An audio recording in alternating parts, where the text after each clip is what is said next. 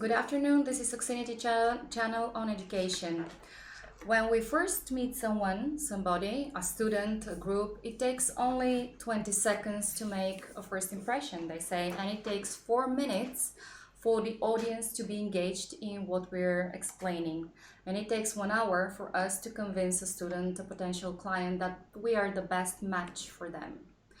So this talk is eventually about how to be prepared for the first classes and how to be also prepared for the unexpected, because sometimes, no matter how much we plan, unexpected things happen. So in the spirit of collaboration, we want to hear from you today. We want you to share your experiences in this regard. What does it happen in class, in first classes? Are you ready for them, or maybe you need to pull out some tricks off your sleeve? So we're here today with Graham Bell in Malaga and Rob Wiley and Carlos Funk in Barcelona. My name is Radmila Grukova. Let's get started. So guys, what situations have you encountered where you needed to pull something out of the bag? For me, the first one that came to mind was a class when I had a different level from the material that I was That's given. a classic. So the classic one, no. So I remember it was the guy's first class, and I had a group of 3 or 4 students, and I went with P3 material, so like an intermediate level, and they were complete beginners, like day one, class one. And so I arrived here in this company for a 2-hour class, and I was like, okay, so this is going to be an interesting one because the material I couldn't even use it. It was far too difficult.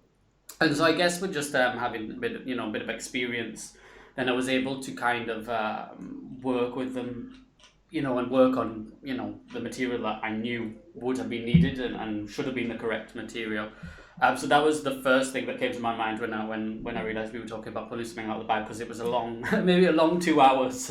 Yeah, It was a 2-hour class as well, yeah. So it was but no, it went all right. It was fine. But I was happy that I did have a bit of experience behind me, because I think if I were a lot newer to teaching, then I would have struggled with it a lot more than I did. So yeah, I guess wrong level for me is often the surprise, because you do prepare, even though they go through a level testing process, right? So it's very rarely that it happens. It's once in a million. But yeah, this was one of the occasions where I expected a certain level and got a different. So it kind of also helped me going forward. I learned, look, okay, so I can prepare for this class, but if it's the first time I meet them, then I need to be capable to either make the material more difficult or easier. Well, sometimes you also get the student that is not emotionally engaged, for whatever reason. They could be tired from working, they could be exhausted, they could have a bad day with their significant others. There are many reasons why you need to pull something out of the bag. Yeah. There are different situations. So it depends on what's happening, no? In how do you engage. If it's someone that you meet for the first time, it can be complicated to find the right topic. But I always find that just asking questions. Sometimes you do have to um, uh, do away with your plan for the day and focus on how do we engage that student that is that doesn't want to do anything. So it could be lots of questions. It could be a game. It could be videos. Okay. Only that I think it's difficult to, maybe if we have like a pack of videos, it's easy, but teachers, I don't know up to what extent they're ready with. Are you ready with your questions? Do you have them somewhere? Well, no, not exactly. It's more again, it's something with experience. You work with people and you realize how to navigate the emotional minefields. So I do have some grammar, pronunciation things that everybody appreciates. So I have some specific documents based on pronunciation. So we can use 20 minutes just working on that. And I do have some videos that just can come to my head. In fact, I was talking earlier with Rob, and TED.com is one of my favorite websites, and I just send everybody there for a good 20 minute talk. Okay. Well, yes. Yeah, I was, yeah, as I said, is they do.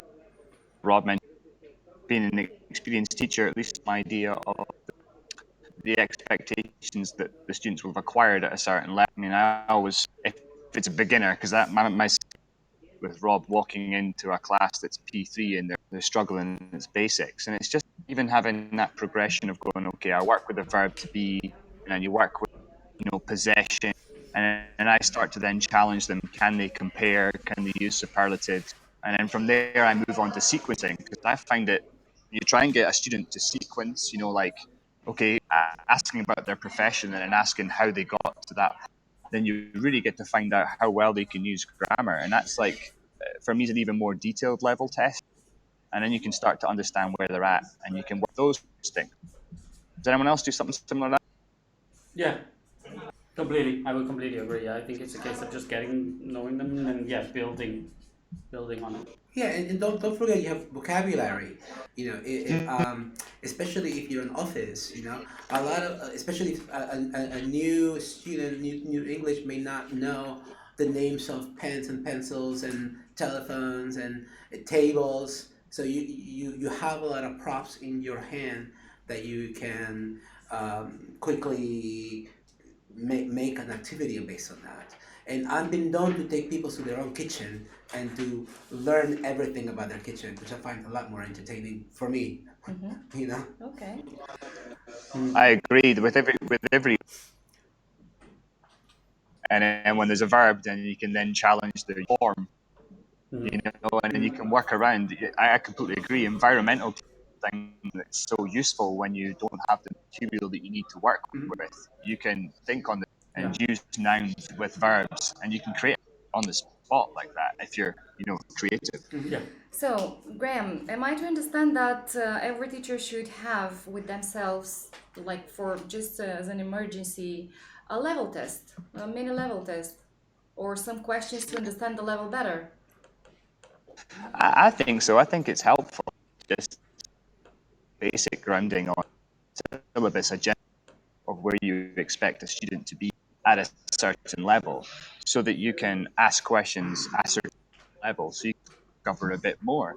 Because often I find with a student, even if they are demonstrating ability at medium to high levels, at lower levels, and sometimes that's the hardest thing about teaching is you haven't taught them before, so you don't know which ingrained problems they have. And I find it's not, but also spot some basic errors that you can, because those things, if you're teaching someone in the material, you notice they've got some basic, then you're going to have to fill that yourself. That's going to be something you're going to have to add to help get them back on track.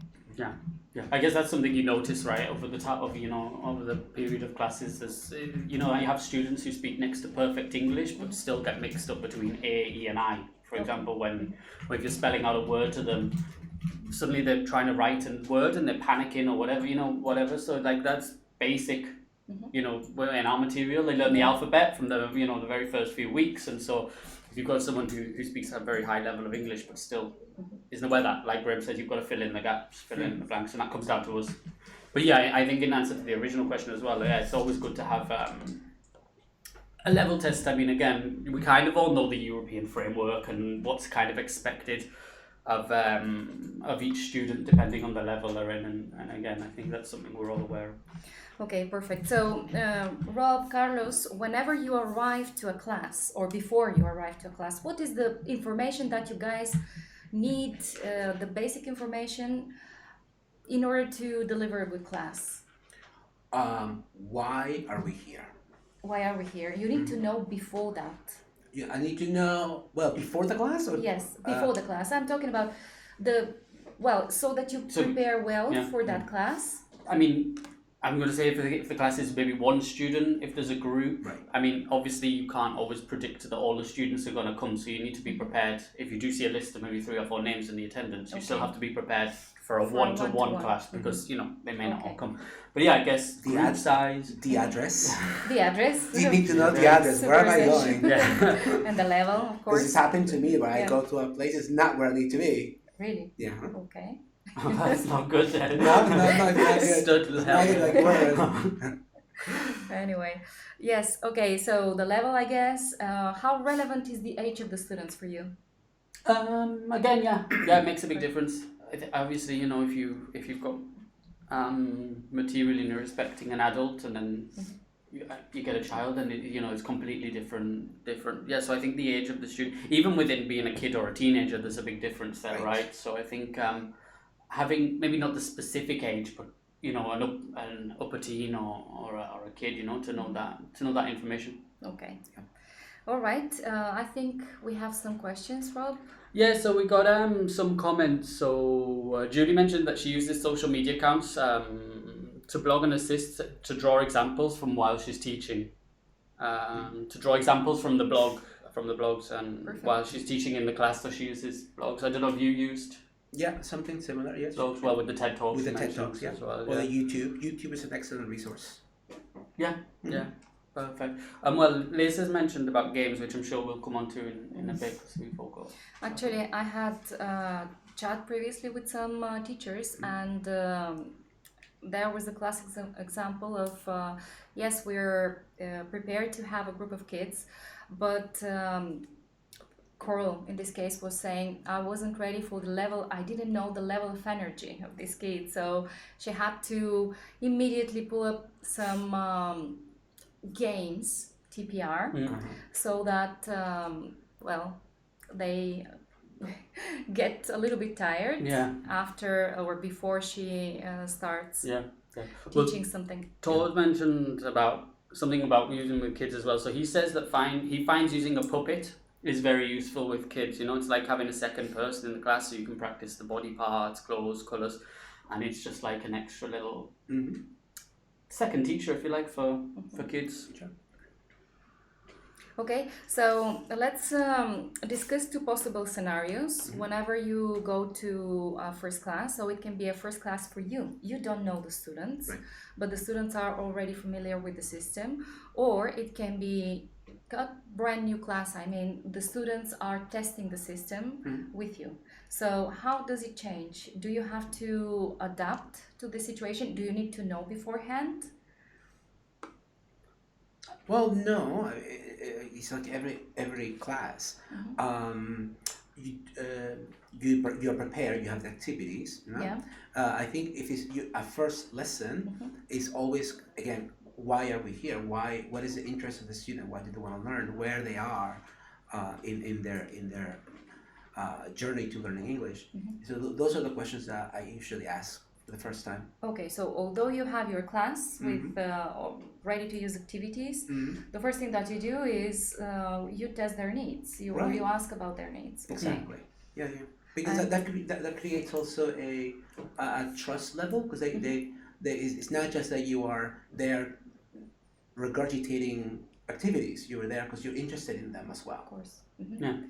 Yeah, and I guess then then you're aware of why.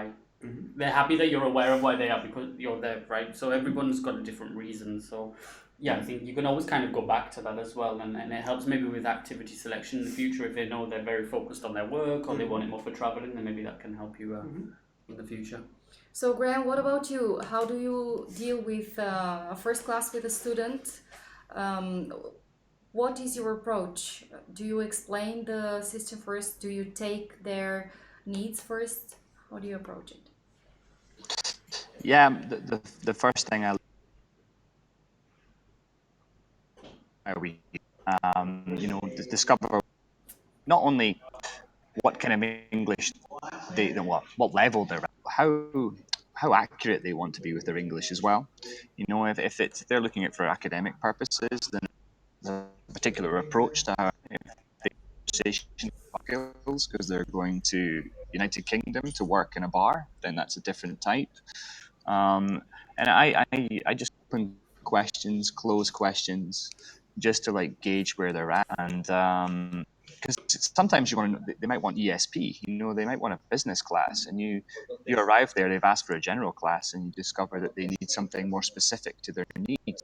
Okay, so do you guys imagine that let's take this scenario. You arrive to a class, you have general English activities, and you find out your student clearly says, I want some business stuff, so let's not waste my time. are you ready with it? Do you have something at hand? Well, if that happens to me and interested, for example, in finance or banking, um, just something related to the news, so a news article, a quarterly statement, things like that. I may not have it on the activity that day, but I can quickly bring it up on the iPad or on the computer, and we can work through that in the vocabulary and the reading. Yeah. How, It's it's amazing how much stuff there is on the internet for things. You know, I'm with a client just now who does a lot of inbound marketing, and I just literally typed in inbound marketing into Google and found, I think it was 51 questions before deciding which marketing company. And I just asked him all 50 to find out what he knew about his. He loved it. And that was part of our first class together. Then I changed his materials following that, so he had something specific towards business. You know, it's when you've got your laptop with you, Google's your friend. You can find out anything to do, and you can find out information about the company they work for, competition, particularly with business clients. You know, language specific on the spot because it's all there for you. Yeah. but it's always a lot of pressure on the teacher, isn't it? To whenever something you realize something is not going so well, to switch to what the students need. So I'm just thinking, is it also a good opportunity for us to tell the student, okay, so show me what you're doing, bring something from your. Do you usually do that? I tend to do that a lot, especially with students, because I've had students in the past kind of ask like about how do you do this, how do I write this better, because they've got an email to send or something like that and they want to be able to phrase it in a better way. So I have said, look, if you've got any doubts, or especially I've got a group that work in a lot abroad with England, with the UK, and so they spend a lot of time speaking on the phone and writing emails, and they've always got kind of questions about, I notice they always say, well, why have they said this, what does this mean? And so I've told them to print emails if they can, and we'll go and we've spent time dedicated to looking over the emails. They've had, this week they were like, why is the person from the UK used recall in this email? And so we talked about that, and so we kind of started going over that, and it's because it was something they were after, and they were more than happy to do that, you know. And so yeah, I have said, not all of them do it, some don't do it, but others I've said, if you want and you've got any question, or you read something or whatever it is, and you've got a doubt, just bring it next class and we'll spend a little bit of time going over that. And you know, they don't always do it, but Right. It's always about their interests. Yeah. Do you guys know that, or have you ever used? We have a plus tab in our classes, so that is that allows a teacher to add an extra activity specifically designed for that student. And are you keen to using it? Do you use it at all to provide something very specific? It can be a short text, it can be a video in this case, it can be even a picture, nothing sophisticated but yet very targeted at these specific needs. Maybe now is a time to just remind the teachers that they can do that whenever they have a very specific request that no one else knows about, only them. So what is the best usage of the plus tab, Graham? How can we use it? Well, it tends to include a lot of materials that you've made yourself. It's very helpful because, you know, I've got a bunch of activities across a variety of levels that I've worked with. So it's very helpful because I can look at the titles and I know what they are. Yeah. I think, I'm not sure how much access you entirely in mind, but I find that very useful. You know, I can go in and I know this particular activity is going to link well with this one, and I can add it straight away. I find that really useful. The biggest thing I find about the system is the notes section on each student that I think is the most helpful tool to understand our. So in the notes is where we can provide specific information either on the group or on specific students. Yeah. I think that's been a very good addition to the system, actually. You know, so you know, if you have got a student, if you're covering a class or you've never met them before, whatever, you can check the notes beforehand, and it will allow you to see if one student has a weaker level than the other, or you know, any information you may need to know. So I think we should all use it as much as possible. Definitely, yeah, definitely. And going back to what Graham was saying, he was asking, I know that I can access my activities, the activities that I've created. So obviously, through the Plus tab, you guys can access all your activities, and you can create a safety bag there, which is very useful. And in the future, the idea is to be able to probably access other teachers' activities under their under a request, obviously, always with the consent from the rest of the teachers, because the original idea is that this is very personal, very personalized to your students. But yet, if you have the permission of other teachers to use their activities, why not? Okay. And will the hashtag system also? That was again something that Patricio and Abby were mentioning, were requesting, using the hashtags to literally browse for activities, search activities, and incorporate them in classes in real time. I think that would be extremely useful. Yeah. Although we have to think that there will be some time. Well, it's time consuming. So while you're scanning activities, what do we do with the students? So the easiest thing is to use the Plus tab as a start, but the hashtag, that's a great idea as well. Yeah, no, because with the hashtag system, now we're able to, Right. we will be able to check each other's. Yeah, Yeah. absolutely. Yeah, lots of comments about finding out the hobbies of the students as well. So finding out, again, it comes with experience, right? But knowing what they like and then kind of tailoring any activity towards that. So again, if you're practicing something maybe a little bit boring, like reported speech or conditionals, maybe something, you can always relate it back to That's to a the great students. idea. And again, it's always nice to have a little refresh, maybe also about having a recap. So if you've got a little bit of a few minutes towards the end of a class, maybe you can, and you need to fill something in, having a little recap of the class before is something I've done. A lot of students request recaps, actually reviews, and they have access to the application and they have access to the previous activity, so you can go back. Yeah. Sometimes they're very explicit about wrapping up. So I visited a company, a university, UPC, here in Barcelona, and the lady that I was talking to, she was requesting exactly that. Can the teacher please wrap up the class, saying what was learned, what was acquired, so that we create like a sense of making the most of the class, of completion eventually. A sense of achievement. Of achievement, Right. exactly. Yeah. That's it. Yeah, I think it's an important part and something definitely worth spending. It also comes with vocabulary examples. No, so if you're focusing on vocabulary of a particular phrase, then your wrap up can also have them create sentences and stories based on that. So put in practice what was learned Exactly. in the class. That I is mean, it amazing. just gives them at the end of the hour a good sense of achievement, like you said. And say, actually, I have learned how to do this, and I have learned how to do that, and it just helps the students to go away with a feeling of that they've achieved something, that they've got something. Absolutely. Yeah, lots of games as well mentioned. If we're thinking about putting something out of the bag, again, games related to learning vocabulary or taboos come up a few times with different games. I don't know, do you have any games that you play, Carlos, in class? Don't have games actually. Any drinking game is acceptable. You have to fit. I strongly don't suggest playing I have never. Kind of wrong in the class.